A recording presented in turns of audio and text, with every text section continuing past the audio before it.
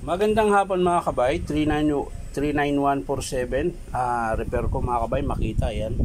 4131 yung model. Ay nakasaksak po yan mga kabay. So, i-on natin. So, yan mga kabay. Wala po siyang power, ayan. So, titingnan natin mga kabay kung anong dahilan. So, tara, samahan nyo. So, yan mga kabay, nakalas ko na po yung screw. So, kakalasin na po natin itong armature.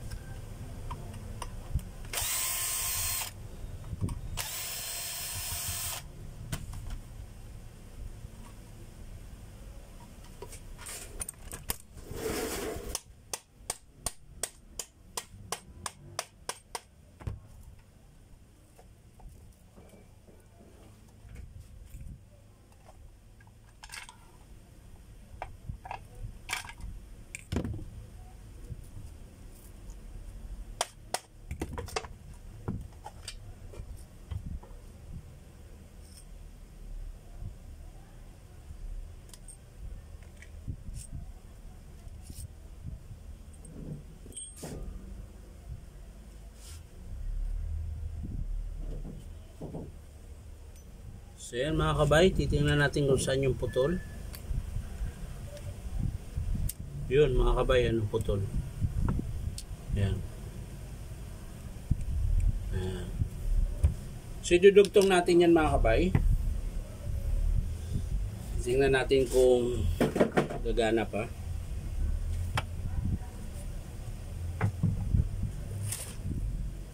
So ihinang ho natin yan. Ayan. Bali, iikot na lang natin sa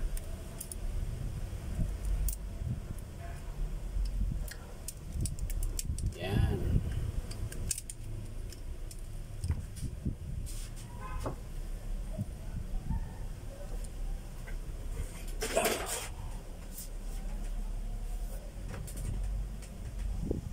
So yan mga kabay, nakabit ko na po, naikot ko na. So, titisterin na lang natin mga kabay kung gagana po ba siya. Ayan. So, dito muna natin titisterin mga kabay. So, yan, buo mga kabay, gumana. Kabila. So, meron din. Ayan. So, okay na yun mga kabay. Bali, puputulin na lang po natin dito yan. Ayan. So, buo na po siya. Kakabit na po natin mga kabay kung maganda pa yung andar. Kasi yung armature niya mga kabay, may tama din po. Ayan. So, maaring palit gear din to kung maingay. So, yan mga kabay, nakabit ko na po yung field coil. So, i-screw na lang natin mga kabay.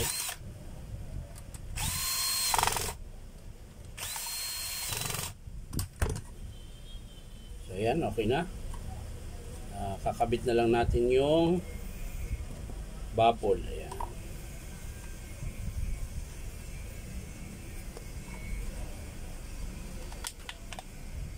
Yan mga kabay, titesting na natin.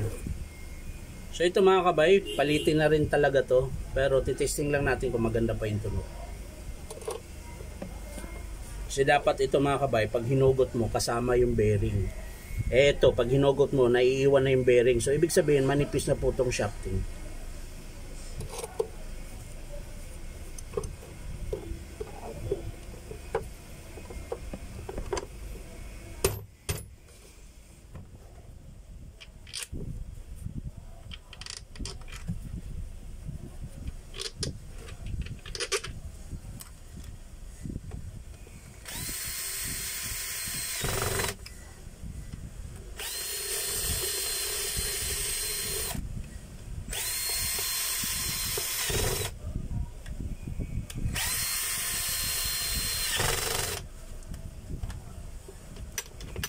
So yan mga kabay, nakabit ko na po.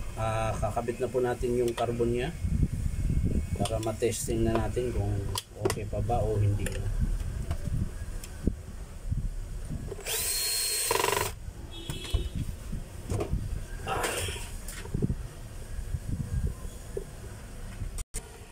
yan mga kabay, nakabit ko na po yung carbon. So titesting na po natin.